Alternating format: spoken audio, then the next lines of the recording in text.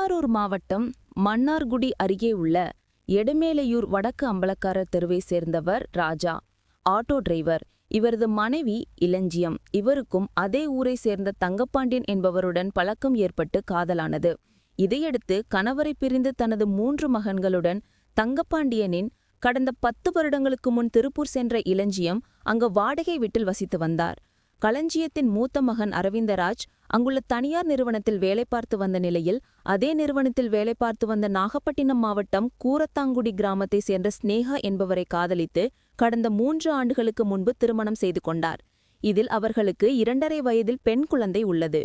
இந்நிலையில் கடந்த 1 வருடத்திற்கு முன்பு குடும்ப தகராறு காரணமாக அரவிந்தராஜ் தற்கொலை செய்து கொண்டார். இதையடுத்து அவரது 1ஆம் ஆண்டு நினைவு தினம் கடந்த 13ஆம் தேதி முடிந்த நிலையில் இளஞ்சியம், தங்கப்பாண்டியன் மற்றும் மருமகள் ஸ்னேகா, அவரது குழந்தை ஆகிய 4 பேரும் கடந்த 18ஆம் தேதி சொந்த ஊரான எடமேலையூர் கிராமத்திற்கு வந்துள்ளார். கடந்த 20ஆம் தேதி இரவு திருப்பூர் செல்ல வேண்டும் என ஸ்னேகா கூறியதால் அவரை அனுப்பி வைப்பதற்காக மன்னார்குடி பேருந்து நிலையத்திற்கு தங்கப்பாண்டியன் பைக்கில் அழைத்துச் சென்றுள்ளார். 21ஆம் தேதி ஸ்னேகாவிற்கு அவரது தாய் தமிழ்ச்செல்வி செல்போனில் பலமுறை தொடர்பு கொண்டு அவர் எடுக்கவில்லை. சந்தேகத்தில் விசாரிக்கையில் எடமேலையூர் கிராமத்திற்கு ஸ்னேகா வந்து சென்றது தெரியவந்தது. இது தொடர்பாக தமிழ்ச்செல்வி கடந்த 21ஆம் தேதி மன்னார்குடி நகர காவல் நிலையத்தில் புகார் கொடுத்தார். இன்ஸ்பெக்டர் ராஜேஷ் கண்ணன் தலைமையில் போலீசார் மாயமான ஸ்னேகாவை தேடி வந்தனர். இதில் எடமேலையூர் செல்லும் சாலையில் சந்தேகத்தின் பேரில் நின்று கொண்டிருந்த தங்கப்பாண்டியன் போலீசார் விசாரணை மேற்கொண்டனர். அப்போது திருப்பூரில் கணவர் இறந்த பின்பு ஸ்னேகாவின் பல நண்பர்களுடன் கள்ள தொடர்பில் இருந்து வந்ததாகவும் நடத்தையில் சந்தேகம் ஏற்பட்டுள்ளதாகவும் கூறப்படுகிறது.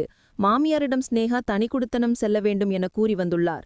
சொத்தில் ஸ்னேகா பாகம் கேட்பார் என்பதற்காக மன்னார்குடியில் தைத்து ஸ்னேகாவை தீர்த்து கட்டுவதற்கு முடிவு செய்து கோயிலுக்கு செல்வது போல் எடமேலையூர் அழைத்து வந்து அங்கு இளஞ்சிய மற்றும் கள்ளக்காதலன் தங்கப்பாண்டியன் ஆகியோர் சேர்ந்து ஸ்னேகாவை அடித்துக்கொண்டு சாக்கு மூட்டையில் கட்டி சோனாப்பேட்டை கால்வாயில் வீசிச் சென்றதும் தெரியவந்தது.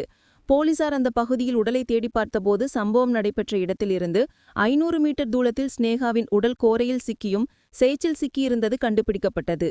இதையடுத்து போலீசார் ஸ்னேகா உடலை மீட்டு பிரேத பரிசோதனைக்காக மன்னார்குடி அரசு மாவட்ட தலைமை மருத்துவமனை அனுப்பி வைத்தனர். இதுகுறித்து போலீசார் வழக்கு பதிந்து இளஞ்சியம், கள்ளக்காதலன் தங்கப்பாண்டியன் ஆகியோரை கைது செய்து விசாரணை நடத்தி வருகின்றனர்.